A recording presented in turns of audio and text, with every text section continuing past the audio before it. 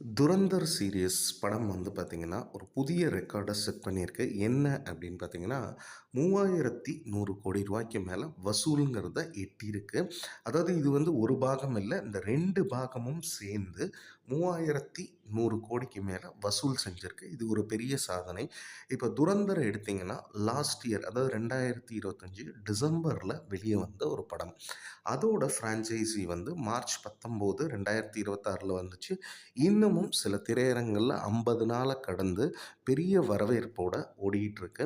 அப்படி இருக்க இந்த 2 படத்தோட ஆதித்யா தர் எடுத்த துரந்தர், துரந்தர் தி ரிவெஞ்ச் இந்த 2 படத்துடைய வசூல் அப்படிங்கிறது வந்து 3100,00,00,000 அதாவது இந்தியால வந்து ஒரு ஹையஸ்ட் கிராசிங் ஃப்ரான்ச்சைசி மூவிங்கிற ஒரு பெருமைய வந்து துரந்தர்ங்கிறது இருக்கு.